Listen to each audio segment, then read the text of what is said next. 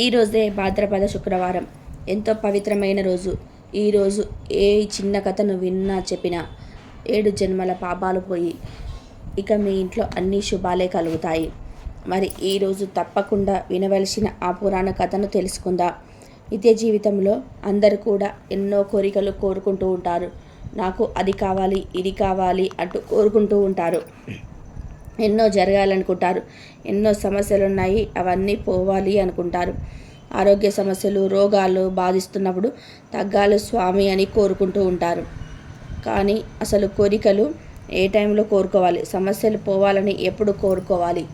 ఏ సమయంలో సమస్యలు పోవాలని కోరుకుంటే, ఏ సమయంలో కోరికలు కోరుకుంటే మీ కోరికలు నెరవేరుతాయో, మీ సమస్యలన్నీ కూడా తొలగిపోతాయో, ఏ సమయంలో కోరిక కోరుకుంటే మీకు వచ్చిన అనారోగ్య సమస్యలు, వ్యాధులు అన్నీ పోతాయో ఈ వీడియోలో తెలుసుకుందాం. సహజంగా మనకు పూర్వంలో ప్రత్యేకంగా దేవతల గురించి చెప్పారు. ఆ దేవతలే అశ్విని దేవతలు. ఈ అశ్విని దేవతలు ఎవరు అంటే సూర్యభగవానుడి భార్య అయిన సంధ్యాదేవి. గుర్రం రూపంలో గురుదేశంలో సందేశిస్తున్నప్పుడు సూర్యుడు తెలుసుకొని సూర్యుడు కూడా ఒక గుర్రం రూపంలోకి మారిపోయి సూర్యుడు ఆయన భార్య అయినటువంటి సంధ్యాదేవి ఇద్దరు గుర్రం రూపంలో సంచరించేటప్పుడు వాళ్ళు కలిసినప్పుడు పుట్టిన బిడ్డలే ఈ అశ్విని దేవతలు. ఈ అశ్విని దేవతలు ఒక బంగారు రథం మీద ప్రయాణం చేస్తూ ఉంటారు. ఈ అశ్విని దేవతలు చేతిలో ఒక బెత్తం పట్టుకొని ఎక్కడ యజ్ఞయాగాలు జరుగుతూ ఉంటాయో అక్కడికి వచ్చి ఆ యజ్ఞయాగాదుల సమీపంలో ఉన్న పూజా ద్రవ్యాలు, వాటికి సంబంధించినటువంటి వస్తువులు, అక్కడ యజ్ఞం చేసే వారందరినీ కూడా బెత్తంతో తాకి వెళ్తూ ఉంటారు. దానివల్ల యజ్ఞయాగాదులు చేసినప్పుడు విశేషమైన ప్రయోజనం కలిగి సకల శుభాలు కలుగుతాయి. ఈ అశ్విని దేవతలు ఎప్పుడు కూడా ఒక చెయ్యి అభయముద్రలో ఉంటుంది, ఇంకొక చేత్తో ఆయుర్వేద గ్రంథాన్ని పట్టుకొని ఉంటారు. ఈ అశ్విని దేవతలనే దేవతల వైద్యుడు అని పేరుతో పిలుస్తారు. అందుకే ఎప్పుడైనా సరే అనారోగ్య సమస్యలు వచ్చినా అశ్విని దేవతలకు సంబంధించి మంత్రజపం చెప్పి అనారోగ్య సమస్యల నుండి బయటపడవచ్చు. ప్రస్తుతం కరోనా వైరస్ విజృంభిస్తున్న ఈ సమయంలో ప్రతి ఒక్కరు కూడా అశ్విని దేవతలు తిరిగే ఈ సమయంలో దేవవైద్యులు అయినటువంటి వాళ్ళని తలుచుకుంటే అనారోగ్యం నుండి మిమ్మల్ని బయటపడేస్తారు. వారిని తలుచుకొని మా వ్యాధి త్వరగా నయం కావాలని కోరుకుంటే వారు ఆ ఆయుర్వేద గ్రంథం పట్టుకున్న బెత్తంతో శుతిమెత్తగా తాకుతూ వెళ్తారు. తద్వారా అనారోగ్యం త్వరగా పోతుంది.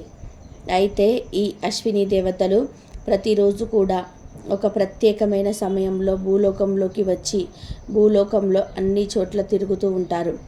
ఆ ప్రత్యేకమైన సమయంలో ఎవరు ఏమన్నా అంటే అది జరుగుతుంది. ఎవరు ఏం కోరుకుంటే అది జరుగుతుంది. ఎవరు ఏ సమస్య పోవాలని అనుకుంటే ఆ సమస్య పోతుంది. ఎవరు ఏ సమస్య పోవాలనుకుంటే ఆ సమస్య పోతుంది. ఎవరు ఏ రోగం పోవాలనుకుంటారో ఆ రోగం పోతుంది. ఆ సమయం ఏంటంటే సంధ్యా సమయం. ప్రతిరోజు కూడా పంచాంగం చూసుకుంటే పంచాంగంలో సూర్యోదయం, సూర్యాస్తమయం ఉంటాయి. సూర్యాస్తమయానికి సరిగ్గా 24 నిమిషాల ముందు కాలాన్ని సంధ్యాకాలం అంటారు. పంచాంగంలో క్లియర్గా ఉంటుంది. సూర్యాస్తమయానికి సరిగ్గా 24 నిమిషాల ముందు సమయం తీసుకోండి. దీన్ని సంధ్యాకాలం అంటారు. చాలామంది ఆ సమయంలోనే దీపం పెడుతూ ఉంటారు. ఆ సమయంలో మీ మనసులోని ఏ కోరిక కోరుకుంటే అది అశ్విని దేవతలు వినిపిస్తుంది.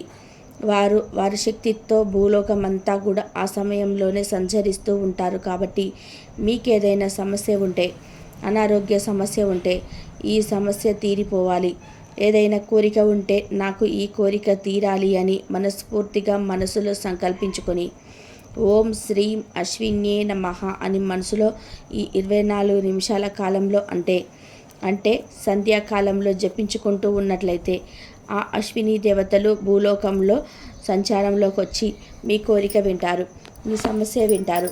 దానివల్ల మీకు ఎలాంటి సమస్య ఉన్నా సరే ఆ సమస్య తీరిపోతుంది. మీ కోరికలన్నీ కూడా నెరవేరుతాయి. అనారోగ్యం పోయి ఆరోగ్యవంతులు అవుతారు. కాబట్టి ప్రతిరోజు కూడా ప్రతి ఒక్కరూ ఖచ్చితంగా సూర్యాస్తమయానికి ముందు ఉండే ఈ 24 నిమిషాల కాలాన్ని తప్పకుండా సద్వినియోగం చేసుకోండి. మీరు మంత్రజపం చేయలేకపోయినా పర్వాలేదు, కేవలం కోరిక చెప్పుకోండి. అలానే ఆ సమయంలో పొరపాటున కూడా చెడు మాటలు మాట్లాడకూడదు. ఎవరినైనా తిడితే అవి జరుగుతాయి. ఆ సమయంలో డబ్బు పరంగా చెడు మాటలు మాట్లాడకూడదు. ఆరోగ్యపరంగా చెడు మాటలు మాట్లాడకూడదు. అలాగే మాట్లాడితే ఆ చెడు కూడా జరుగుతుంది. కాబట్టి ఈ 24 నిమిషాల కాలంలో మంచి మాత్రమే అనుకోండి. మీకున్న సమస్యల నుండి బయటపడడానికి ఇది అద్భుత సమయం. తప్పకుండా మీ కోరికలను తీరుతాయి. అంతుపట్టని రోగాలు మాయమవుతాయి. ఈరోజు ఈ చిన్న కథను విన్నా చెప్పినా 7 జన్మల పాపాలు పోయి ఇక మీ ఇంట్లో అన్ని శుభాలే కలుగుతాయి. మరి ఈరోజు తప్పక వినవలసిన ఆ పురాణ కథను తెలుసుకుందాం. పూర్వం అవంతిపురంలో విష్ణు శర్మ అనే గురువు ఉండేవాడు. అతను సకల విద్యలు తెలిసినవాడు. అతని వద్ద రవివర్మ, ప్రతాపవర్మ, కిషోరవర్మ, కీర్తివర్మ అనే 4 రాజకుమారులు విద్యనభ్యసించేవాళ్ళు. వారంతా కూడా బుద్ధిలో మంచివారే, కానీ ఒక లోపం ఉండేది. ఏ పనైనా సరే ఉత్సాహంగా మొదలుపెట్టేవారు, కానీ కొంతసేపటి తర్వాత ఆ ఉత్సాహము వారిలో ఉండేది కాదు. వారికి విసుగు, చిరాకు వచ్చేది. దాంతో ఆ పని వదిలేసేవారు. ఇక వెంటనే మరొక పనికి సిద్ధమయ్యేవారు. ఆ పని కూడా పూర్తి చేయకుండా ఇంకొక పని మొదలు పెట్టేవారు. దీన్ని గమనించిన విష్ణు శర్మ వారిలో మార్పు తేవాలనుకున్నాడు. ఒకరోజు విష్ణు శర్మ రాజకుమారుడును పిలిచి వారితో ఇలా అన్నాడు: రాజకుమారులారా, మన ఆశ్రమంలోనే ఒకే ఒక మంచి బావి ఉంది. వచ్చేది ఎండాకాలం, అందుకే మరొక బావిని ఎప్పటి నుండో తవ్వి ఉంచుకుంటే మంచిది. ఆశ్రమానికి ఉత్తర దిక్కున తవ్వితే ఫలితం ఉంటుందని నాకు అనిపిస్తుంది. ఈ పనిని గ్రామస్తులు చేయిద్దామనుకున్నాను, కానీ మీరు ప్రారంభిస్తే వేగంగా అవుతుందని మొదట మీకు చెప్తున్నాను. మీరు తవ్వుతూ ఉండండి, నేను గ్రామస్తులను తీసుకొని వస్తాను అని చెప్పి వెళ్ళిపోయాడు విష్ణు శర్మ. గురువుగారి మాటలు పూర్తి కాకముందే 4 పరుగు పాట పట్టుకొని పరుగు తీశారు.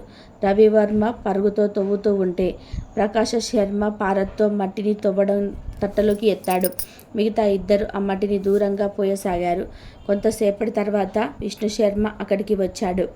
గొయ్యి తవ్వుతున్న రాజకుమారులు పిలిచి, ఇక్కడ తవ్వడం ఆపేసి అటువైపు తవ్వండి అని మరొక ప్రదేశం చూపించాడు. గురువుగారు ఎందుకు ఇలా చెప్పారో వాళ్ళకు అర్థం కాలేదు.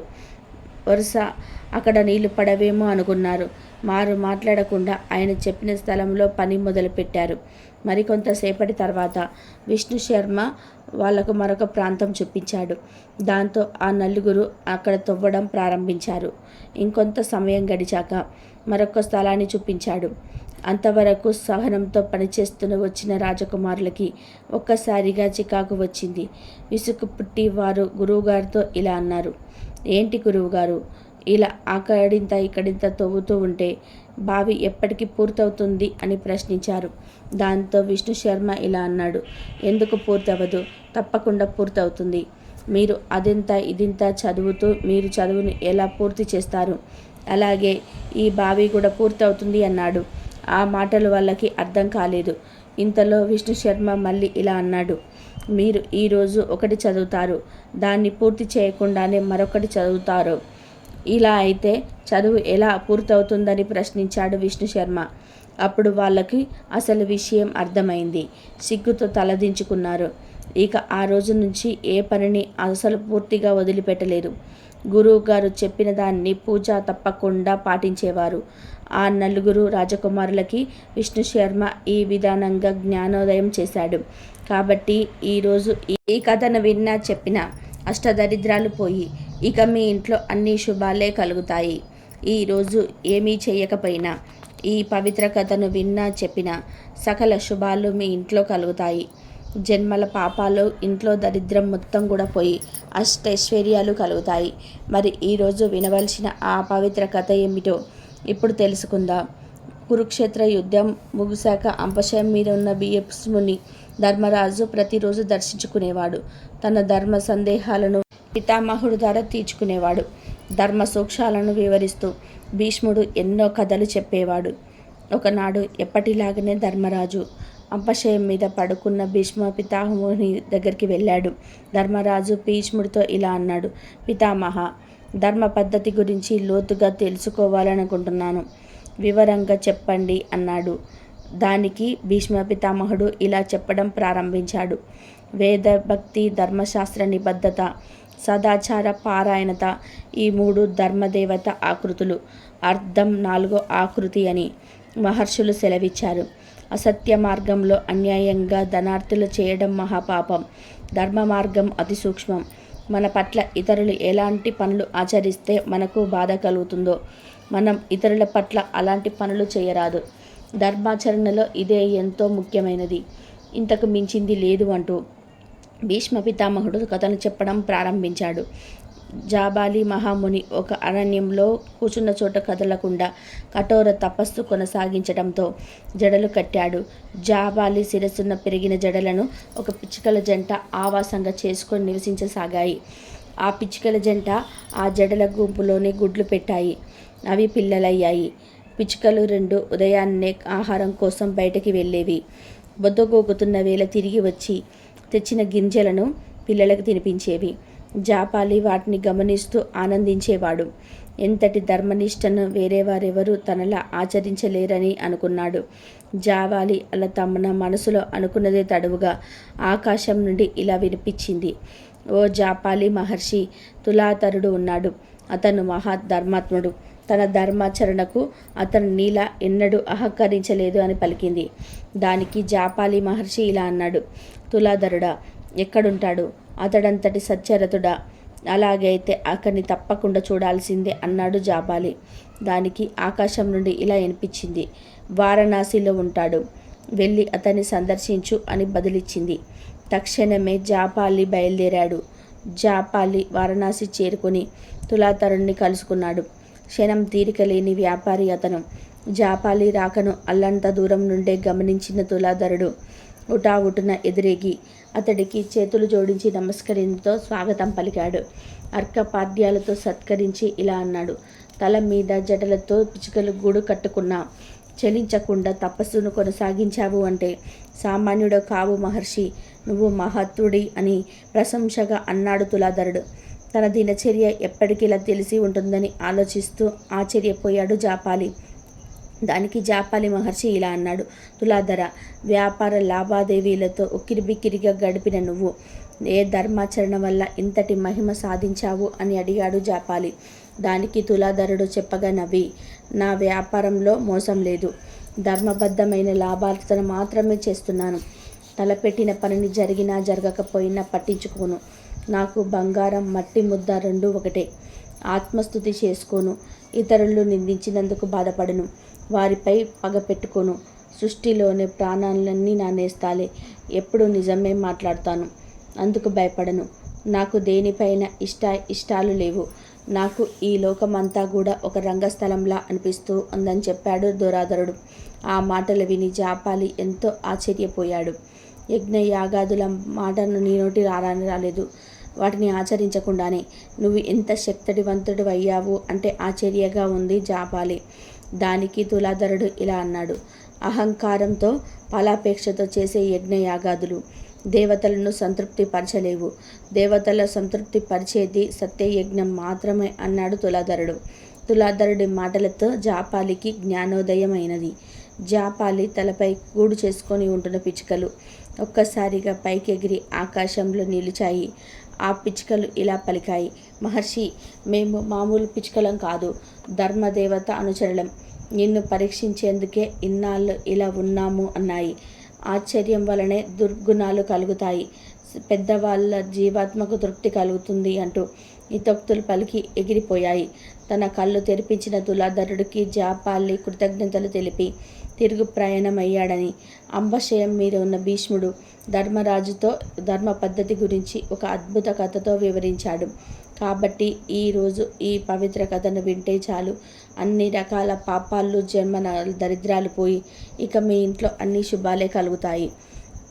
ఈరోజు ఎవరైతే వైభవలక్ష్మీదేవి కథను భక్తి శ్రద్ధలతో వింటారో వారికి జీవితంలో దరిద్రం దరిచేరదు. అదృష్టం కలిసి వచ్చి తిరుగులేని రాజయోగం పడుతుంది. అదృష్టం ఉన్నవారు మాత్రమే ఈ కథను ఈరోజు వింటారు.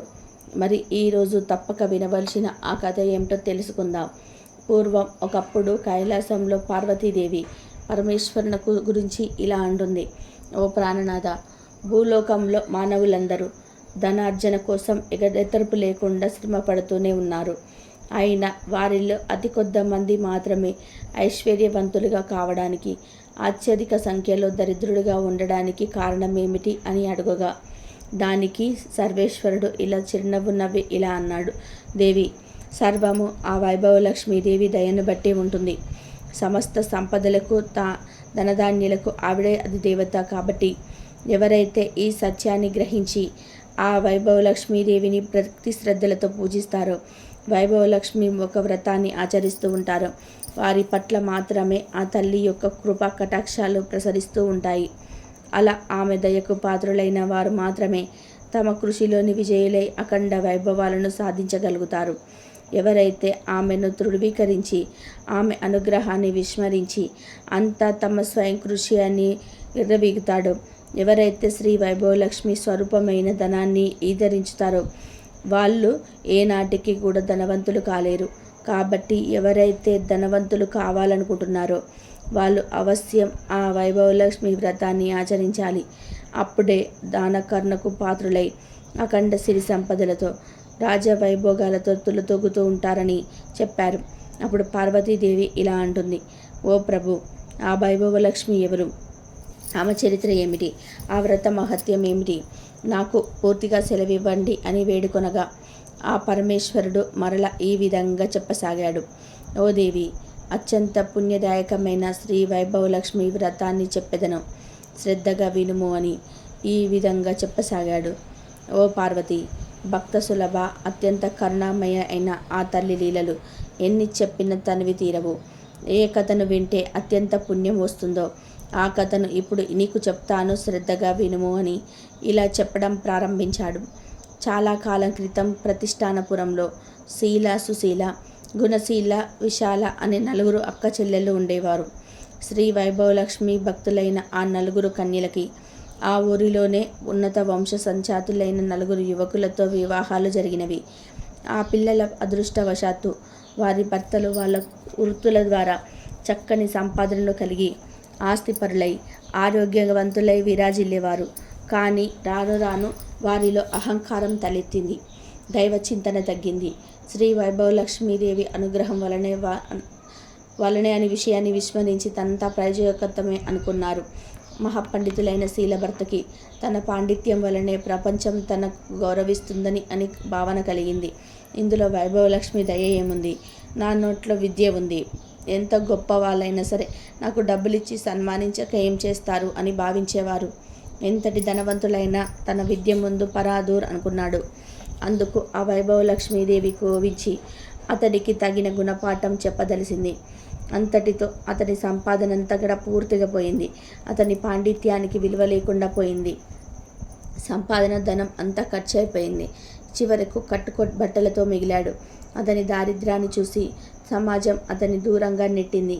అతని కుటుంబం మొత్తం ఆకలి దప్పికలతో అలమటించసాగింది. ఇంకా రాజు ఆస్థానంలోనే ధనాధిపతిగా ఉండే సుశీల భర్త ఒకానొక యుద్ధంలో అపూర్వ విజయం సాధించి రాజు చేత గౌరవింపబడి అహంకారంతో తన బలం ముందు ప్రపంచమంతా దాసోహమే అని విర్రవీగాడు. తన ధనార్జనకై తన బలమే కారణమని భ్రమించాడు. అందుకు ధనలక్ష్మి ప్రమేయమేమీ లేదని అనుకున్నాడు. అందుకు ఆ అమ్మవారు ఆగ్రహించింది. అతనితో సద్బుద్ధి నశించింది. అనుకోని వైరంతో ఒక గొప్ప ధనవనితో గొప్పకు దిగుతాడు. అందుకు తాను అడిగిన ధనం ఇవ్వకపోతే నాశనం చేస్తానన్నాడు. అందుకు భయపడిన ఆ ధనవంతుడు మహారాజుని ఆశ్రయించి సుశీల భర్త మీద మరిన్ని లేనిపోని విషయాలు కూడా నూరిపోసి తనను కాపాడమని రాజును వేడుకున్నాడు. వెంటనే రాజు తన సేనల్ని పంపి సుశీల భర్తను బంధించి తెమ్మన్నాడు. ఆ రాజభటులు అతన్ని బంధించి రాజు ముందు నిలిపారు. న్యాయస్థానంలో రాజు అతన్ని విచారించి అతని ఆస్తిపాస్తులన్నింటినీ స్వాధీనం చేసుకొని అతన్ని చెరసాలలో బంధించారు. ఈ విధానంగా సుశీల కాపురం కష్టాల పాలైంది. ఇక వ్యాపారస్తుడైన గుణశీల భర్త దైవానుగ్రహం కన్నా తన తెలివితేటలే వ్యాపారంలో ముఖ్యమని, తన పెట్టుబడితో మాటకారితనంతో మాత్రమే సంపాదించగలిగాను, అంతేకాని సంపాదించిందంతా కూడా దైవానుగ్రహం వలనే అనుకోవడం మూర్ఖత్వం అని భావించాడు. అతను దైవారాధనలో అన్నీయూ మానేశాడు. అతని తలపొగరు వల్ల సాటి వ్యాపారులు అతడికి సహకరించడం మానివేశారు. అతడి వ్యాపార లావాదేవీలు సన్నగిల్లి, అతడి రాబడి తగ్గి, అతడి కుటుంబం దారిద్ర్యంలో మునుగుతుంది. ఇక చివరకు ఎవరైనా విశాల భర్త మంచివాడే కానీ అధిక సంపాదన వల్ల చెడు స్నేహాలు పెరిగాయి. కష్టపడి సంపాదించిన దానితోనే సుఖపడాలే కానీ పూజలు వ్రతాలు అంటూ అన్నీ చేయడం దేనికి అన్నాడు. అందువల్ల చెడు మిత్రుల వల్ల వ్యసనాల పాలయ్యాడు. మద్యపానం, వ్యభిచారం, జూదం మొదలైన చెడు వ్యసనాలకు బానిసయ్యాడు. ఆ కారణం చేతనే అతని సంపాదనంతా కూడా హారతి కర్పూరం వల్ల కరిగిపోయినది. చివరకు అతను దరిద్రుడు అయిపోయాడు. రుణదాతల పీడ, పేదరికపు బాధ, వదులుకోలేని వ్యసనాలతో అతడు దుర్మార్గుడిగా మారిపోయాడు. తరచూ విషాలను హింసిస్తూ ఉండేవాడు. అయినా ఆ నలుగురు అక్క చెల్లెలు మాత్రం ఏదో ఒకనాటికి ఆ జగన్మాత అయిన శ్రీ వైభవలక్ష్మీదేవి తనను అనుగ్రహిస్తుందని, తమ భర్తలకు మంచి దారిలో పెట్టి తమకు పూర్వ వైభవం కలిగిస్తుందని నమ్మేవారు. తాము పస్తులుండినా పర్వాలేదు, తమ బిడ్డలకైనా రవ్వంత ఆహారాన్ని ప్రసాదించమని పదే పదే ఆ లక్ష్మీదేవిని ప్రార్థించేవారు. అందుకు ఆ అమ్మవారికి వారిపై దయ కలుగుతుంది. ఒకనాడు ఆ నలుగురు సోదరీమణులు కలిసి తనను ప్రార్థిస్తున్న శుభ సందర్భంలో ఆ వైభవలక్ష్మీదేవి ఒక వృద్ధ స్త్రీ రూపంలో వచ్చి వారిని పలకరించి ఇలా చెప్పసాగింది. చూడండమ్మా, మీ భక్తి ప్రవర్తులను చూస్తుంటే నాకు చాలా ఆనందంగా ఉంది. ఏ వైభవలక్ష్మి అనుగ్రహానికి మీరు ఇంతగా విపరీతంగా ఆవేదన పడుతున్నారు? ఆ వైభవలక్ష్మి ప్రసాదం అతి త్వరితంగా సిద్ధించే మార్గం చెప్తాను. తక్షణమే మీ అక్క చెల్లెలు నలుగురు మీ మీ ఇళ్లల్లో శ్రీ వైభవలక్ష్మి వ్రతం చేయండి అని చెప్పగానే అవ చెప్పిందంతా కూడా విన్న అక్క చెల్లెలు అత్యంత సంతోషంతో, ఓ అవ, ఇంతకీ ఈ వ్రతాన్ని ఏ విధంగా చేయాలి? ప్రస్తుతం మేము దారిద్ర్యంలో ఉన్నాము కదా, ఆ వ్రతానికి ఎంత ఖర్చు అవుతుంది అని ప్రశ్నించారు. అందుకు ఆ వ్రతమాత చిరుమందహాసం చేస్తూ ఇలా చెప్పింది. ఓ అమ్మాయిలు, ఇదేమీ ఖర్చుతో కూడుకున్న పని కాదు. ఎప్పుడైనా సరే 4 లేక 6 లేక 8, అంతకు మించి 11 లేదా 21 గురువారాలు కానీ శుక్రవారాలు కానీ ఆచరించాలి. ఈ వ్రతాన్ని గురువారాలు చేసేవారు తాము మొక్కుకున్న వారాలు చేసి ఆఖరి గురువారం నాడు మారునాడు వచ్చే శుక్రవారం నాడు ఉద్యాపన చేయాలి. శుక్రవారాలు చేసుకునేవారు ఆఖరి శుక్రవారం రోజు ఉద్యాపన చేసుకోవాలి. ముందుగా మీకు తోచిన గురువారం లేదా శుక్రవారం నాడు కానీ ఉదయమే లేచి కాలకృత్యాలు తీసుకొని ఇంటిని అలంకరించుకొని తలంటు పోసుకొని ఇలా అనండి. అమ్మా వైభవలక్ష్మీదేవి, ఈరోజు మొదలు ఇన్ని గురువారాలు లేదా ఇన్ని శుక్రవారాలు మీ వ్రతాన్ని ఆచరిస్తాను. నాకు తగిన శక్తిని ప్రసాదించు. నేను చేసే ఈ వ్రతంతో సంతృప్తురాలై నా కోరికలు నెరవేర్చు అని మొక్కుకోవాలి. ఆ రోజంతా ఉపవాసం ఉండి ఆ సాయంత్రం సూర్యాస్తమయం తర్వాత పూజ ప్రారంభించాలి. ఈ వ్రతానికి ఖర్చు కన్నా శుచి శుభ్రతలు తదాసార పాలనము ముఖ్యము. ఏ ఇంట్లో వారైతే అతిథి అభాగ్యులకు దాసుడవలే ఉండి వారి పాదములను కడిగి ఆ తీర్థమును శిరసున చల్లుకొని తమ కన్నా ముందుగా వారికి భోజనాలను ఏర్పాట్లు చేసి సేవాదులు చేస్తూ ఉంటారు.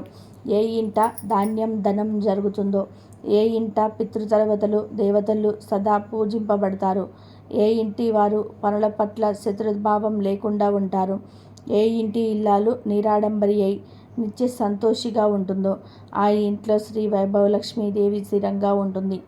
పూజ ప్రారంభించవలసిన సాయంత్రం సూర్యాస్తమయం తర్వాత తూర్పు లేదా ఈశాన్య గదిలో శుభ్రంగా అలికి పంచవర్ణములతో కానీ లేదా బియ్యపిండితో కానీ అష్టదళ పద్మాలను మొదలైన ముగ్గులను పెట్టి దాని మీద నూతన వస్త్రాన్ని చిత్రస్త్రాన్నిగా పరిచి ఆ వస్త్రం మీద తగినన్ని బియ్యం పోసి దాని మీద బంగారు, వెండి, రాగి చెంబులను కలశంగా అమర్చి అందులోని 4 వైపులా 4 తమలపాకులు లేదా మామిడి ఆకులను కానీ ఉంచి వాటి మీద కొబ్బరికాయను, దాని మీద ఒక రవిక గుడ్డను పెట్టి ఆ మీదట ఒక ఎర్రటి పువ్వును పాత్రలో పెట్టి అందులో ఒక బంగారు లేదా వెండి నగను ఉంచాలి.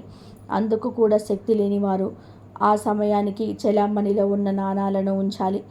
నేటితో దీపాన్ని వెలిగించి అగరబత్తులతో ధూపం వేయాలి. చూడండి అమ్మాయిలు, అమ్మవారికి లక్ష్మీ గణపతి అన్న శ్రీచక్రం అన్న చాలా ఇష్టం. కాబట్టి ముందుగా లక్ష్మీ గణపతిని శ్రీచక్రాన్ని పూజించి అనంతరమే వైభవలక్ష్మిని అర్చించాలి. పూజలో తీపి పదార్థాన్ని నివేదన చేయాలి. పూజలో వెండి బంగారం లేని పక్షంలో పసుపు కొమ్ములను ఉంచి పూజించాలి. ఇవి పూజల్లో తీపి పదార్థం చేయలేని వారు బెల్లం, పటిక బెల్లం, పంచదార అయినా నివేదించవచ్చు. ఏదైనా నలుగురికి పంచగలగాలి. పూజ అనంతరం బంగారు, వెండి నాణాన్ని భద్రపరచుకోవాలి.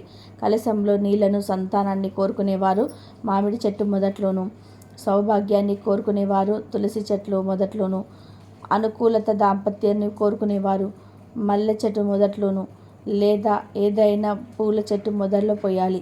కేవలం ధనాన్ని కావాలనుకునేవారు ఆ నీటిని తాము మాత్రమే స్వీకరించాలి.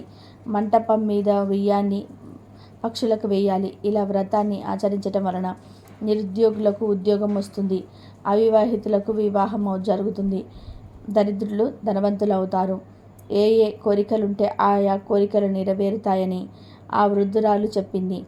ఇక తక్షణమే ఆ అక్క చెల్లెలు నలుగురు వారి వారి తాహతను బట్టి 4 లేదా 8 లేదా 11 లేదా 21 వారాల పాటు ఆ వ్రతాన్ని మొక్కుకున్నారు. మరుసటి శుక్రవారమే వ్రతం ప్రారంభించారు. నలుగురు కడుపేదవారు ఉండడం చేత నలుగురు కూడా రాగి కలశాన్ని వాడారు. అందరికన్నా అధిక దరిద్రురాలైన శీల కలశంలో రాగి నాణాన్ని ఉంచి పూజించింది. సుశీల రూపాయి నాణాన్ని ఉంచి పూజించింది. గుణశీల తన ఇంట ఉన్న వెండి నాణాన్ని ఉంచి పూజించింది. చివరిది అయిన విశాల తన ముక్కెరను ఉంచి ధనలక్ష్మిగా ఆరాధించింది. ఎవరెవరు ఏ రూపాలలో ఆరాధించిననో వారి హృదయంలో గల భక్తి భావాలని ప్రధానంగా స్వీకరించే తల్లి ఆ వైభవలక్ష్మీదేవి. వారు వ్రతాలను ప్రారంభించిన అతి కొద్ది సమయంలోనే శీల భర్త యొక్క పాండిత్యం ప్రాచుర్యం పొంది అందరి చేత గౌరవింపబడి తిరిగి అతనికి సంఘంలోని గౌరవ మర్యాదలు లభించాయి. తద్వారా వారు ఉన్నతులయ్యారు. సుశీల ఆదరణతో ఫలితంగా వారి రాజ్యాన్నిపై గొప్ప యుద్ధం ఏర్పడింది. ఆ యుద్ధ నిమిత్తం అంతకు పూర్వమే లబ్ధి ప్రతిష్ఠుడైన సుశీల భర్తను విడుదల చేసి అతడినే దళాధిపతిగా అభిషేకించి యుద్ధానికి పంపమని తప్పలేదు. ఆ యుద్ధంలో అమ్మవారి దయ వలన సుశీల భర్త విజయం సాధించడంతో అతడిని గత నేరాలన్నీ కూడా మన్నింపబడి దళపతిగా స్థిరపడ్డాడు. అతడితోనే సుశీల కుటుంబం బాగుపడింది. ఇక ఆకస్మికంగా ఏర్పడిన వ్యాపార మార్పుల వలన కొన్ని ప్రత్యేకమైన దినుసులు ఎగుమతి దిగుమతుల విషయంలో గుణశీల భర్తకు వెలుగులోకి వచ్చారు. ఇతర వ్యాపారులు అందరూ కూడా ఆయననే ఆశ్రయించారు. సహజంగానే తెలివిగల గుణశీల భర్త అవకాశాన్ని వినియోగించుకున్నాడు. తద్వారా వారి కుటుంబం పూర్వ వైభవాన్ని పొందింది. ఇక చివరిదైన విశాల వ్రతం ఆరంభం చేయగానే అమ్మవారి దయ వలన ఆమె భర్త క్రమంగా చెడు వ్యసనాలన్నింటినీ కూడా మానేసి ఒకదాని తర్వాత ఒకటిగా వదిలేశాడు. తన కుటుంబం పట్ల ఎంతో శ్రద్ధ కనబరిచాడు. వారి కుటుంబం కూడా పూర్వం వలె సుఖ సంతోషాలతో జీవించసాగింది. కాబట్టి స్త్రీలు కానీ పురుషులు కానీ ఆపాల గోపాలం ఎవరు తనను పూజించినా సరే తక్షణమే ఆ అమ్మ కరుణించి వారి కోరికలను నెరవేరుస్తుంది. ఈరోజు మీరు ఎంతో అదృష్టవంతులు కాబట్టి ఈ వైభవలక్ష్మి కథను విన్నారు. ఇక మీ ఇంట్లో అన్ని శుభాలే జరుగుతాయి. ఇక ఈరోజు మీరు ఏమీ చేయకపోయినా సరే సాక్షాత్తు ఆ లక్ష్మీదేవి ఆచరించిన చిలకల ముగ్గు నోము కథను ఎవరైతే వింటారో వారికి ఆ మహాలక్ష్మీదేవి అనుగ్రహం కలుగుతుంది. ఆ ఇంట్లో ధనానికి లోటు ఉండదు. జీవితంలో దరిద్రం దరిచేరదు. మీ ఇంట్లో సకల శుభాలు కలుగుతాయి. ఈరోజు ఈ కథను విన్నా మనం అదృష్టంగా భావించాలి. ఈ కథ విన్నవారికి ఈ రోజుతో చేసిన మహాపాపాలైన పోతాయి. మరి ఈరోజు తప్పక వినవలసిన చిలకల ముగ్గుల నోము కథను ఇప్పుడు విందాము. పూర్వం ఒక గ్రామంలో ఒక బ్రాహ్మణ దంపతులు నివసిస్తూ ఉండేవారు. వారికి సంతానం లేకపోవడం వలన ఎంతో దుఃఖంగా ఉండేది.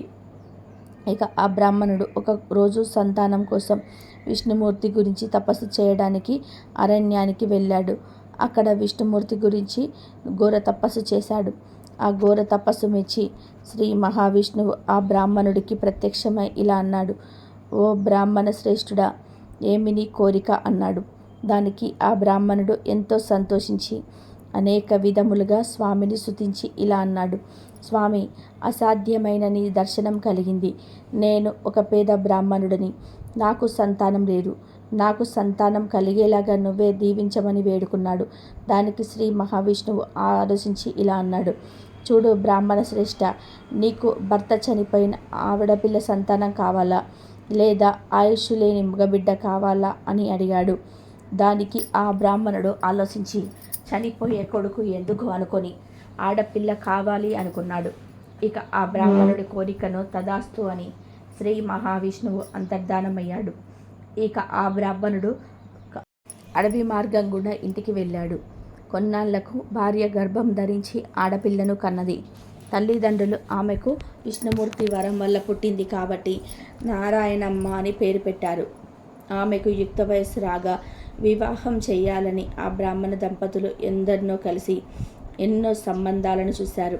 కానీ నారాయణమ్మను చేసుకోవడానికి ఎవరూ రాలేదు. ఇక చివరకు తల్లిదండ్రుల విచారంతో అడవికి వెళ్ళి కనీసం ఒక రాతితోనైనా పెళ్లి చేయాలని అనుకుని అరణ్యానికి ఆ ఆడపిల్లను తీసుకొని వెళ్ళారు. అడవిలో శ్రీకృష్ణుని విగ్రహాన్ని చూసి దానికిచ్చి పెళ్లి చేశారు. అలా వివాహం జరిగిందో లేదో ఆ విగ్రహం బద్దలై పిండి అయిపోయింది. దానికి ఆ అమ్మాయి ఎంతో విచారించి ఓరున ఏడ్చింది. ఇక తల్లిదండ్రులు ఎంతో దుఃఖించి ఇంటికి తిరిగి వెళ్ళిపోయారు. ఇక కొన్నాళ్లకు ఆ అమ్మాయి తన బాధను విష్ణుమూర్తికి చెప్పుకోవడానికి విష్ణుమూర్తి గురించి తపస్సు చేసింది. కొన్నాళ్లకు నారాయణమ్మ తల్లిదండ్రులు కూతురి గురించి ఆలోచిస్తూ బాధతో చనిపోయారు. ఇక నారాయణమ్మ ఇంట్లో తపస్సు చేస్తూ ఎవరు వచ్చినా సరే నా దరికి రాకండి నారాయణ, నన్నేమి అడక్కండి నారాయణ అంటూ ఉండేది. అలా అడుక్కున్న వాళ్ళు అలా వాకిలి దగ్గరికి వచ్చి అది విని వెనక్కి వెళ్ళిపోయారు. అందుచేత ఊర్లో అందరూ కూడా ఆమెను నారాయణమ్మ అని పేరు పెట్టారు. అలా తపస్సు చేస్తూ ముసలితనం వచ్చేసింది. ఇలా ఉండగా ఒకరోజు కాకి రూపంలో వచ్చి కావు కావుమని అరుస్తూ ఉండగా నారాయణమ్మ ఆ సమయంలోనే ఇల్లలుకుతూ అలుకుగుడ్డతో కాకిని కొట్టింది. కాకి రూపంలో ఉన్న విష్ణుమూర్తి ఆ అలుకుగుడ్డ తీసుకొని వెళ్ళగా దాంట్లో ఒక కంది గింజ ఉంది. దారిలో ఆ గింజ నేలపై పడి మొలిసింది.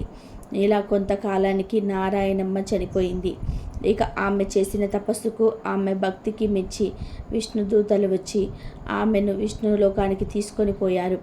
అక్కడ విష్ణుమూర్తి ఆమెకు ఇలా అన్నాడు, నీవు నాకు ఇచ్చిన అలుకుగుడ్డ ఇదిగో తీసుకో, ఈ రోజు నుండి దీంతోటే ఉండమని చెప్పాడు. అంతేకాదు, నీవు నాకు ఇచ్చిన అలుకుగుడ్డలో ఒక కంది గింజ ఉంది. ఆ గింజ భూమి మీద పడి ఒక చెట్టుగా మొలిసింది. కాబట్టి ఆ చెట్టును ఇదిగో, ఈ చెట్టు ఈ అలుకుగుడ్డ మాత్రమే నువ్వు సంపాదించావు అన్నాడు. దానికి నారాయణమ్మ విష్ణుమూర్తితో ఇలా అంటుంది, స్వామి, నేను నీ భక్తురాలను, నన్ను ఎందుకు ఇలా చేశావు అని అడుగుతుంది. దానికి విష్ణుమూర్తి ఇలా అన్నాడు, నీవు భక్తితో నన్ను పూజించావు, కానీ అన్నదానం చేయలేదు, ఒకరికి కూడా భిక్ష పెట్టలేదు, దాన ధర్మాలు అసలే లేవు, అందువల్ల ఆ కంది చెట్టుపై పురుగై అలా తిరుగుతూ ఉండు అన్నాడు. ఇక నారాయణమ్మ పురుగై కంది చెట్టుపై తిరుగుతూ ఉన్నది. ఇలా కొంతకాలం గడిచింది. ఇక విష్ణుమూర్తి ఆ చెట్టుపై తిరుగుతున్న పురుగు రూపంలో ఉన్న నారాయణమ్మతో ఇలా అన్నాడు, చూడు నారాయణమ్మ, నా భార్య లక్ష్మీదేవి చిలకల ముగ్గుల నోము పడుతుంది. అప్పుడు ఆమె నిన్ను పిలవడానికి వస్తుంది. అలా వచ్చినప్పుడు ఒక బిందువు నాకు దారపోస్తే వస్తానని చెప్పు అన్నాడు. దానికి సరేనని నారాయణమ్మ అంటుంది. ఇక కొంతకాలానికి లక్ష్మీదేవి చిలకల ముగ్గుల నోము పట్టి నారాయణమ్మను పిలవడానికి వచ్చింది. ఆ సమయంలో నారాయణమ్మ విష్ణువు మహిమతో బంగారు విగ్రహమై ఇంట్లో ఉంది. శ్రీ మహాలక్ష్మి పిలువగా నారాయణమ్మ ఇలా అంటుంది, నాకు ఒక బిందు నోము ఫలాన్ని దారపోస్తే వస్తాను అంటుంది. దానికి సరే నమ్మి నారాయణమ్మను తీసుకొని పోయింది. ఇక లక్ష్మీదేవి నోము పట్టి నారాయణమ్మను నీకేమి కావాలని అడిగింది. దానికి నారాయణమ్మ ఇలా అంటుంది, అమ్మ, నీ పాదభక్తి తప్ప నాకేమీ అక్కర్లేదు అంటుంది. ఇక లక్ష్మీదేవి సంతోషించి నీకు 5వ తనం ఎప్పుడు ఉంటుందని వరమిచ్చింది. ఇక నారాయణమ్మ ఎంతో సంతోషించింది. ఈ చిలకల ముగ్గు నోము కథ 5 సంవత్సరాలు పట్టి 5 కేజీల బియ్యం అప్పాలు చేసి ముత్తైదువులకు తక్షణ తాంబూలాలతో ఇవ్వాలి. ఈ వ్రతకథను ఎవరైతే విన్నారో వారికి వ్రతఫలం లభిస్తుంది. అదృష్టం ఉన్నవారు మాత్రమే ఈరోజు ఈ కథను వింటారు. ఈరోజు ఈ కథను వింటే లక్ష్మీదేవి నేరుగా ఇంట్లోకి వచ్చి అష్టైశ్వర్యాలు కురిపిస్తుంది. ఈ కథను కేవలం విన్నంత మాత్రం చేతనే అన్ని రకాల కష్టాలు బాధలు మొత్తం ఈ రోజుతో పోతాయి. ఆ లక్ష్మీదేవి అనుగ్రహం కలుగుతుంది. ఇక మీ ఇంట్లో అన్ని శుభాలే జరుగుతాయి. మరి ఈరోజు ఏ కథను వింటే మనకు తిరుగులేని రాజయోగం కలుగుతుందో ఈ వీడియోలో తెలుసుకుందాం. హిందూ ధర్మం ప్రకారం మాంసాహారం మంచిదా లేదా శాకాహారం మంచిదా, అసలు మాంసాహారాన్ని నిషేధించాలా లేదా అనేది చాలామందికి అర్థం కాదు. వేదాలలో కూడా కొన్నిసార్లు జంతువుల బలి గురించి ప్రస్తావనలో ఉంది. అందుకే మాంసాహారాన్ని చాలామంది అంటూ ఉన్నారు. అలానే మాంసాహారాన్ని రోజు తినాలని వాదించేవారు కూడా ఉన్నారు. ఇలా సరైన వాదన కాదు. వేదాలు శాస్త్రాలు హిందువులకు ప్రమాణాలు. అందులోని ఇతిహాసాలు భగవద్గీత లాంటి గ్రంథాలు మానవ జీవనానికి మార్గాలు. వేదాలలోని పశువులను మచ్చిక చేయటం చాలా పాపమని వివరించడం జరిగింది. అంతేకాదు కొన్ని జంతువుల మాంసాల గురించి నిశితంగా బోధించడం జరిగింది. యజుర్వేదం ప్రకారం పరమాత్ముడు సృష్టించిన జీవిలోనూ ఆత్మను చూడాలి. అంటే అతడు ఎటువంటి నియమాలను పాటిస్తున్నాడు, అన్ని జీవుల పట్ల అటువంటి నియమాలను గుర్తింపచేయాలి. అంటే తనతో సమానంగా మనిషి ప్రతి జీవిని చూడాలి. అలానే అథర్వణ వేదం ప్రకారం బియ్యం పప్పులు ఆకుకూరలు మాత్రమే మానవుడు తీసుకోవాలని చెప్పారు. అదే ఉత్తమము, అదే రుచికరమైన భోజనము. మానవులతో సహా ఇతర ఏ జంతువులను హింసించడం చేయకూడదు. అలానే ఋగ్వేదం ప్రకారం గోవు పరమ పవిత్రమైన జంతువు. గో సంరక్షణ సమాజ అభివృద్ధికి ఉపయోగపడుతుంది. మనిషిగా పుట్టినందుకు ప్రతి ఒక్కరు గౌరవించాలి, వారికి రక్షణ చేయాలి. భగవద్గీతలో మాంసాహార విషయాన్ని 3 భాగాల్లో వివరించారు. అవే సత్వ రజో తపో గుణాలు. భగవద్గీత ప్రకారం మనిషి తన ఇంద్రియాలను నిగ్రహించుకోవడానికి చాలా సాత్వికంగా ఉండేటట్టుగా, అందుకే సాత్వికమైన ఆహారాన్ని కోరుకుంటాడు. అతడి ఆలోచన కూడా సాత్వికంగానే ఉంటాయి. మాంసాహారం మధుర పానీయం ఇవన్నీ కూడా తాపసులు తీసుకునేటివి. ఇటువంటి ఆహారాన్ని తీసుకునేవారు బద్ధకంగా ఉంటారు, తరచూ రోగాలను బారి పడుతూ ఉంటారు. భగవద్గీతలో సాత్వికమైన ఆహారం తీసుకునేవారు వారి ఆయుష్ పెంచుకుంటారు, బుద్ధిశాలిగా ఉంటారు. ఆ ఆహారం మనసుకు కూడా శుద్ధి చేస్తుంది, ఆత్మను మనసును శరీరాన్ని కూడా తృప్తిపరుస్తుంది. కానీ అందులోని మళ్ళీ మసాలాలు ఎక్కువగా వేసి నూనె వేసి తింటే అవి రాజస భోజనం అవుతుంది. అది దుఃఖానికి శోకానికి రోగానికి కారణమవుతుంది. గరుడ పురాణంలో కూడా మనకు దీనికి సంబంధించిన శ్రీకృష్ణుడి కథ ఒకటి ఉంది. శ్రీకృష్ణుడు తమ చిన్నతనంలోనే ఒకసారి యమునా నది ఒడ్డున ఒక చెట్టు కింద కూర్చొని తన వేణువును వాయిస్తూ ఉంటాడు. ఇంతలోనే ఎక్కడి నుండో ఒక జింక పరిగెత్తుకుంటూ వచ్చి శ్రీకృష్ణుని వెనకాల భయంగా దాక్కుంటుంది. శ్రీకృష్ణుడు ప్రేమగా ఆ జింకను తలనిమురుతూ ఏం జరిగింది, ఎందుకింత భయపడుతూ ఉన్నావు అని అడిగాడు. ఇంతలోనే ఒక వేటగాడు బాణం ఎక్కుపెట్టి అక్కడికి వచ్చాడు. అతను శ్రీకృష్ణుడితో ఇలా అన్నాడు, ఈ జింక నాది, అది నా వేట, అదే మా ఆహారం, దయచేసి మాకు దానిని ఇవ్వండి అని అడిగాడు. అందుకు శ్రీకృష్ణుడు ఇలా అంటాడు, చూడు, ఈ సృష్టిలో ఏ ప్రాణిపై ఎవడికి అధికారం లేదు. తమకు తామే అధికారులు అని చెప్పగానే వేటగాడికి ఎంతో కోపం వచ్చింది. గట్టిగా అరుస్తూ, ఇది నా ఆహారం, దీనిని నేను పట్టుకొని తింటాను, దీని గురించి నాకు అధికంగా చెప్పకండి అని అరిచాడు. తిరిగి శ్రీకృష్ణుడు ఆ వేటగాడితో ఇలా అన్నాడు, చూడు వ్యాధుడా, జంతువును వండుకొని తినడం పాపమని చెప్పాడు. నీవు కూడా ఆ పాపంలో భాగం కావాలి అనుకుంటున్నావా? మాంసాహారం పుణ్యమో పాపమో నీకు తెలియదా అని అడిగాడు. అందుకు ఆ వేటగాడు ఇలా అన్నాడు, నేను మీలా జ్ఞానిని కాదు. మాంసాహారం పుణ్యమో పాపమో నాకు తెలియదు, అది నాకు తెలియాల్సిన అవసరం గిట్ల లేదు, నేను దానిని పట్టించుకోను. కానీ ఈరోజు నాకు వేటాడి ఈ జింకను ఇంటికి తీసుకువెళ్ళకపోతే నా కుటుంబానికి ఆహారం ఉండదు. పైగా ఈ జింకకు ఆత్మ విముక్తి చేస్తున్నాను, అందుకు నాకు పుణ్యమే వస్తుంది, కానీ పాపం ఎందుకు వస్తుంది? ఈ పుణ్యకార్యం చేయడానికి నన్ను మీరు ఎందుకు అందగిస్తున్నారు? శాస్త్రాల్లో కూడా జీవహింస పాపమని ఎక్కడ రాయలేదు. రాజులు కూడా వేటాడి ఇలానే ఆహారాన్ని తీసుకునేవారు. మరి నా ఒక్కడికే ఈ పాపం ఎందుకు అంటగడుతున్నారు? అయినా మీరే చెప్పండి, మాంసాహారం పుణ్యమో పాపమో అని కోపంతో ఆ వేటగాడు అరిచాడు. ఆ మాటలు విన్న శ్రీకృష్ణుడు మనసులో ఇలా అనుకున్నాడు. ఈ వేటగాడు మాంసం తిని బుద్ధి మాల్యాన్ని పెంచుకున్నాడు, ఆలోచించే విఘ్నతను కూడా కోల్పోయాడు అని అనుకుంటూ శ్రీకృష్ణుడు వేటగాడితో ఇలా అన్నాడు. చూడు వ్యాధుడా, నేను నీకు ఒక కథ చెప్తాను. ఆ కథ విన్న తర్వాత నీవే నిర్ణయం తీసుకో. మాంసాహారం పుణ్యమో పాపమో అని చెప్పాడు. అది విన్న వేటగాడు మనసులో ఇలా అనుకున్నాడు. సరే, కథ విందాం. ఈ కథ వల్ల నాకు కాలక్షేపం కూడా అవుతుంది. తర్వాత జింకను తీసుకొని ఆహారం కూడా తీసుకోవచ్చు అని అనుకున్నాడు. ఇక శ్రీకృష్ణుడు కథను చెప్పడం మొదలుపెట్టాడు. ఒకసారి మగధ రాజ్యంలో తీవ్రమైన కరువు వచ్చింది. పంటలన్నీ ఎండిపోయి ప్రజలు ఆహారం కోసం ఎదురు చూస్తూ ఉన్నారు. ఆ రాజుకు విపరీతమైన ఆందోళన కలిగింది. పరిస్థితులు ఇలానే ఉంటే అల్లకల్లోలం తప్పదని, అరాచకాలు జరుగుతాయని భావించాడు. వెంటనే దానికి పరిష్కారం కనుగొనడం కోసం మంత్రులతో సమావేశం ఏర్పాటు చేశాడు. రాజ్యంలోని పరిస్థితిని సరిచేయడానికి మంచి ఉపాయం చెప్పమని అతన్ని అడిగాడు. మంత్రులు, సిపాయిలు ఇలా ఆలోచించారు. ధాన్యం, గోధుమ ఆకులు పండించడానికి ఎక్కువ సమయం, మరి డబ్బు కూడా ఖర్చు అవుతాయి. వారిలో వేట అంటే ఇష్టం ఉన్న ఒక మంత్రి ఆ రాజుతో ఇలా అన్నాడు. రాజా, ఈ పరిస్థితిలో కనిపించడానికి ఏదైనా ఒక సులభమైన ఉపాయం నా దగ్గర ఉంది. అది మాంసాహారం. దీనికి ఎక్కువ ఖర్చు అవ్వదు, ప్రజలకు పౌష్టిక ఆహారం కూడా లభిస్తుంది అని చెప్పాడు. ఇది విన్న సామంతులంతా కూడా అతన్ని సమర్థించారు. కానీ మగధ రాజ్యపు ప్రధానమంత్రి మాత్రం ఏమీ చెప్పకుండా అలాగే మౌనంగా ఉండిపోయాడు. రాజు అతనితో ఇలా అన్నాడు. ప్రధానమంత్రి, మీరు ఏమీ మాట్లాడటం లేదేంటి? మీ ఉద్దేశం ఏంటి అని అడిగాడు. అందుకు ప్రధానమంత్రి ఇలా అన్నాడు. రాజా, నాకు మాంసాహారం గురించి పెద్దగా తెలియదు. కానీ ఈ విషయం గురించి మాట్లాడడానికి నాకు కొంత సమయం కావాలి.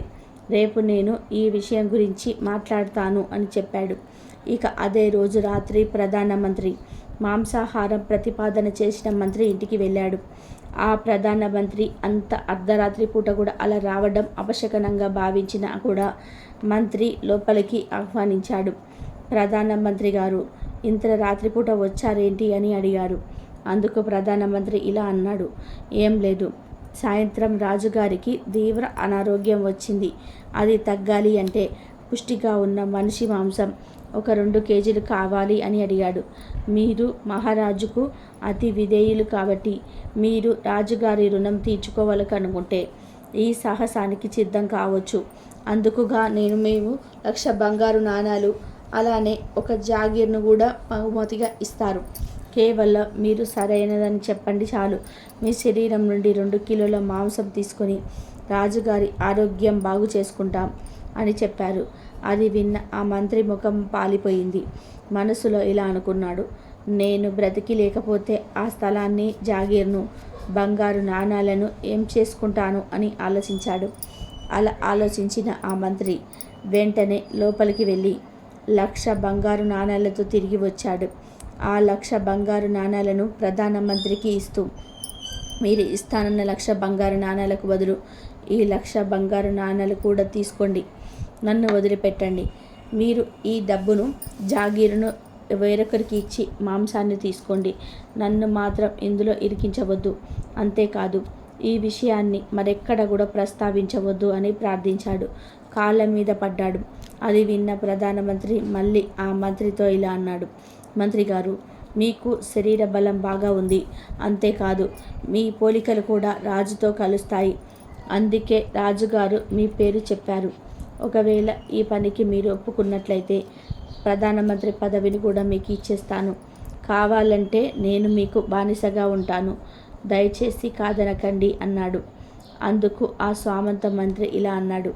నేను ప్రాణాలతో ఉంటే మీరు అన్న ప్రధానమంత్రి పదవి కానీ, రాజు పదవిని కానీ తీసుకోవచ్చు. కానీ ప్రాణాలే లేకుంటే మీరు ఇస్తానన్న పదవి, డబ్బు తీసుకొని ఏం చేసుకోవాలి? కావాలంటే నా ఆస్తి, ఐశ్వర్యం అంతా కూడా మీరే ఉంచుకోండి. నన్ను మాత్రం ప్రాణాలతో ఉండనివ్వండి అంటూ అతని గుర్రం దగ్గరకు పరిగెత్తుకుంటూ వెళ్ళి గుర్రం మీద కూర్చున్నాడు.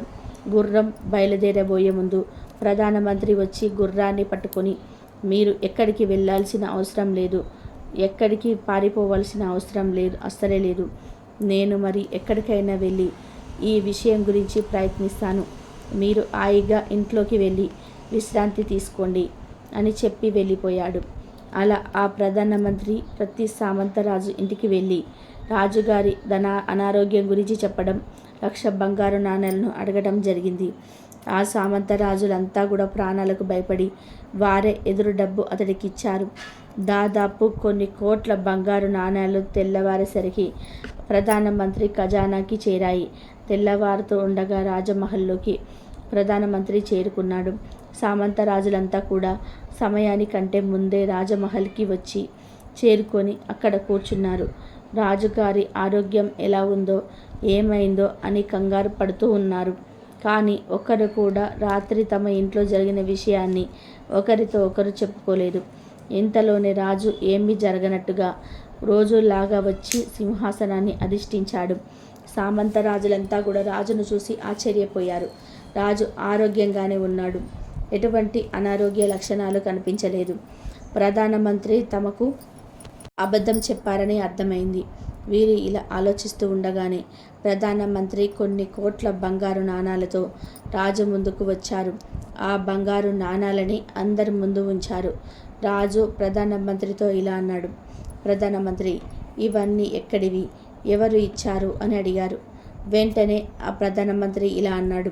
రాజా, ఇవన్నీ కేవలం 2 కిలోల మాంసం కోసం సామంతరాజులు మీ ప్రాణాలని సైతం లెక్క చేయకుండా ఇచ్చిన ధనం. ఇప్పుడు చెప్పండి, మాంసం విలువైందా లేదా చౌకైందా అని అడిగాడు. రాజుకు విషయం అర్థమైంది. ధనాగారంలోని డబ్బులను ప్రజలకు పంచిపెట్టాడు. ఆహార ధాన్యాలను పండించమని ప్రజలకు అన్ని సమకూర్చి పెట్టాడు. మంత్రులు ఇచ్చిన 1 కోటి బంగారు నాణాలను కూడా శ్రామికుల కోసం వినియోగించాడు. నీటిపారుదల సైతం అవలంబించాడు. అలా మళ్ళీ ఆ రాజ్యం శ్యామలంగా మారింది. మరికొంత కాలానికి వాతావరణంలో మార్పుల వలన కరువు కూడా కనిపించకుండా పోయింది. శ్రీకృష్ణుడు చెప్పిన ఈ కథను విన్న ఆ వేటగాడికి జ్ఞానోదయమైనది. సంతృప్తి అనేది తీసుకోవడంలో కాదు, ఇవ్వటంలో ఉంటుంది అని అర్థం చేసుకున్నాడు. ఇక అటువంటి పనులు చేయకూడదని నిర్ణయం తీసుకొని భగవంతుడికి చేతులు జోడించి నమస్కరించి అక్కడి నుండి వెళ్ళిపోయాడు. తాను బ్రతికినంత కాలం ఎవరికి అపకారం చేయకూడదని ప్రతి నిర్ణయం తీసుకున్నాడు. శ్రీకృష్ణుడు చెప్పిన ఈ కథ అందరికీ ఆదర్శం కావాలి. మనల్ని మనం ఎలా ప్రేమించుకుంటామో ప్రతి ప్రాణి అలాగే ప్రేమించుకుంటుంది. ఈ కథను విన్న తర్వాత మీకే అర్థమై ఉంటుంది మాంసాహారం తినడం పాపమో పుణ్యమో అని. సైన్స్ కూడా మాంసాహారం కన్నా శాకాహారమే మేలని చెప్తుంది. శాకాహారం వలన మన శరీరంలోని రోగనిరోధక శక్తి పెరుగుతుంది. అంతేకాదు ఆయుష్ కూడా పెరుగుతుంది, అందం పెరుగుతుంది. ఆ లక్ష్మీదేవికి ఎంతో ఇష్టమైన రోజు. అదృష్టం ఉన్నవారు మాత్రమే ఈరోజు ఈ కథను వింటారు. ఈరోజు ఈ కథను వింటే లక్ష్మీదేవి నేరుగా మీ ఇంట్లోకి వచ్చి అష్టైశ్వర్యాలు కురిపిస్తుంది. ఈ కథను కేవలం విన్నంత మాత్రం చేతనే అన్ని రకాల కష్టాలు, బాధలు మొత్తం ఈ రోజుతో పోతాయి. ఆ లక్ష్మీదేవి అనుగ్రహం కలుగుతుంది. ఇక మీ ఇంట్లో అన్ని శుభాలే కలుగుతాయి. మరి ఈరోజు ఏ కథను వింటే మనకు తిరుగులేని రాజయోగం కలుగుతుందో ఈ వీడియోలో వివరంగా తెలుసుకుందాం. పూర్వకాలంలో కళింగ దేశంలో వెంకటాచారి అనే కంసాలి ఉండేవాడు. అతను పనిలో ఎంతో నైపుణ్యం చెందినవాడై పేరుగాంచాడు. వెంకటాచారి, అతని భార్య సుమతి ఎంతో దైవభక్తులు.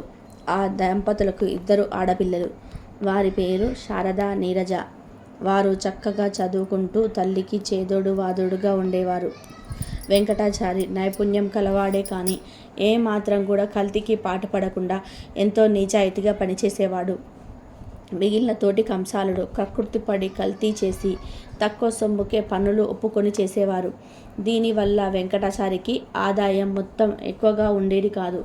ఏదో వచ్చిన సొమ్ముతో కాలం గడుపుకుంటూ అలా వస్తున్నాడు.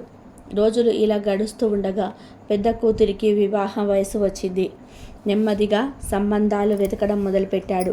కానీ ఎక్కడ ఏది కుదరడం లేదు. వెంకటాచారి పక్క ఇంట్లో కృష్ణశర్మ అనే పురోహిత కుటుంబం ఉంటుంది. కృష్ణశర్మ భార్య రుక్మిణి, సుమతి ఎంతో స్నేహితులుగా ఉండేవారు. కృష్ణశర్మ రుక్మిణి దంపతులకు పద్మప్రియ అనే కుమార్తె ఉండేది. ఆమె వయస్సు సుమారు 7 సంవత్సరాలు. ప్రతిరోజు వారి ఇంట్లో పూలు కోసుకొని సుమతికి తెచ్చి ఇచ్చేది. అంతేకాదు రోజు 1 గంట అయినా వీరింట్లో గడిపి వెళ్ళేది. వెంకటాచారి పెద్ద కుమార్తె శారద పెళ్లి ఎంతవరకు నిశ్చయం కాకపోవడంతో ఆ దంపతులకు ఎంతో బెంగగా ఉండేది. ఒకనాడు కృష్ణశర్మ భార్య రుక్మిణి సుమతితో 1 వారం రోజుల పాటు రుక్మిణి కళ్యాణం పారాయణం చేయమని చెప్పింది. ఆ విధానంగానే శారద పారాయణం చేయగానే ఆ మరునాడే మంచి వరునితో వివాహం నిశ్చయమైంది. ఇక వివాహానికి కావలసిన సొమ్ము సేకరించి పెట్టుకోవడం అనే పనిలో పడ్డాడు వెంకటాచారి. ఇన్నేళ్లుగా కంసాలి వృత్తి చేస్తున్నా కూడా కూతుళ్లకు కనీసం బంగారు గాజులు కూడా చేయించలేకపోయానే అని బాధపడ్డాడు.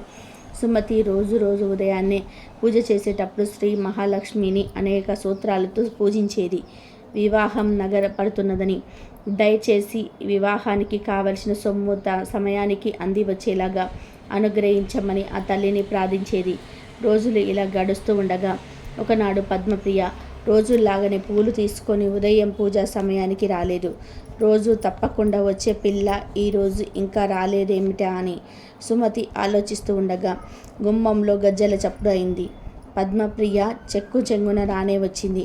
రావడానికి ఆలస్యమైందని చెప్తూ పువ్వులు తీసి సుమతి చేతిలో పెట్టింది. ఆ రోజు పద్మప్రియ రోజు కంటే అందంగా ఎంతో ధీరస్తో కనిపించింది. సుమతి పద్మప్రియను, ఈరోజు నీ పుట్టినరోజా, ఇంత చక్కగా అలంకరించుకున్నావు అని అడిగింది. దానికి పద్మప్రియ, లేదు అత్తయ్య, రోజులాగానే తయారయ్యాను. స్నానం చేయడం కాస్త ఆలస్యం కావడంతో పూలు తీసుకురావడం ఆలస్యమైంది. అది సరే కానీ ఈ జత బంగారు గాజులు అమ్మ నీకు చూపించమని చెప్పింది.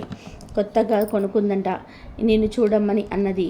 అప్పుడు సుమతి ఆ గాజులను తమ చేతిలోకి తీసుకొని చూస్తూ ఉండగా పద్మప్రియ ఇప్పుడే వస్తాను అని చెంగున బయటకు వెళ్ళింది. ఇక సుమతి ఆ గాజులను దేవుడి దగ్గర ఉంచింది. కాసేపైన తర్వాత పద్మప్రియ రాగానే ఇచ్చేద్దామని అనుకుంది. వంట ఇంట్లోకి నైవేద్యం తీసుకురావడానికి వెళ్ళి పాయసం పూర్తవగానే తీసుకువచ్చి పూజ గదిలో కూర్చుంది. ఎదురుగా 2 జతల బంగారు గాజులు కనిపించాయి. ఇదేమిటి, ఇవి ఎక్కడి నుండి వచ్చాయి? తాను ఇక్కడ పెట్టింది 1 జతనే కదా, లేదా నేను పరధ్యానంలో ఉండి గమనించలేదా? పద్మప్రియ నా చేతికి 2 జతలు ఇచ్చిందా అని తలుస్తూ పూజ పూర్తి చేసి దేవుడికి నైవేద్యం పెట్టింది. ఈ 2 జతల గాజులను తీసుకొని రుక్మిణికి ఇవ్వాలని వారింటికి వెళ్ళింది. ఆమెను చూసిన రుక్మిణి, ఏమిటి వదిన, చేతుల్లో ఆ బంగారు గాజులు ఇక్కడివి, పిల్లలిద్దరికీ చేయించావా అని అడిగింది. అది విన్న సుమతి నోటి వెంట మాట రాలేదు. అదేమిటి వదిన, ఇందాక పద్మప్రియ వచ్చి ఇచ్చింది కదా, నీవు కొనుక్కున్నావని నాకు చూపించమని చెప్పింది కదా అని అన్నది. అప్పుడు రుక్మిణి, అదేమిటి వదిన, పద్మప్రియ మీ ఇంటికి రావడం ఏమిటి? నిన్నటి నుండి పిల్లకి ఒకటే జ్వరం, మంచం దిగనే లేదు, ఎక్కడికి వెళ్ళనే లేదు. అసలు ఆమె మీ ఇంటికి రానప్పుడు ఈ గాజులు ఎలా తెస్తుంది? అయినా నేను ఈ మధ్య అస్సలు గాజులే కొనుక్కోలేదు అని అన్నది. అది విన్న సుమతికి ఎంతో ఆశ్చర్యం కలిగింది. మరి ఇందాక వచ్చింది ఎవరు, ఆ గాజులు ఇచ్చింది ఎవరు అని ఆలోచిస్తూ ఉండగా ఆ వచ్చింది సాక్షాత్తు శ్రీ మహాలక్ష్మి అని తోచింది. ఈ విషయమే రుక్మిణితో అన్నది. వారిద్దరూ ఎంతో ఆశ్చర్యపోయారు, మరి ఎంతో ఆనందపడ్డారు. జరిగిన విషయమంతా కూడా వారి భర్తలకు చెప్పారు. వెంకటాచారి దంపతుల సంతోషానికి అంతులేదు. వచ్చింది సాక్షాత్తు శ్రీ మహాలక్ష్మి అని గ్రహించారు. తమను అనుగ్రహించిన ఆ జగన్మాతను ఎన్నో విధాలుగా స్తుతించారు. తమ కుమార్తెలకు సాక్షాత్తు ఆ శ్రీ మహాలక్ష్మియే బంగారు గాజులను అనుగ్రహించిందని ఎంతో ఆనందపడ్డారు. ఇద్దరు పూజ గదిలో నుండి ఆ జగన్మాతను నమస్కరిస్తూ ఇలా అన్నారు. ఓ లోకజనని, దారిద్ర దుఃఖాన్ని పాపాంధకారాలను ప్రాలదోలే అమృతమూర్తివి నీవే తల్లి. దీనులైన వారి బాధలను అన్నిటినీ నశింపచేసే నీ కరుణ కటాక్షాలు మాపై ప్రసవింపు తల్లి.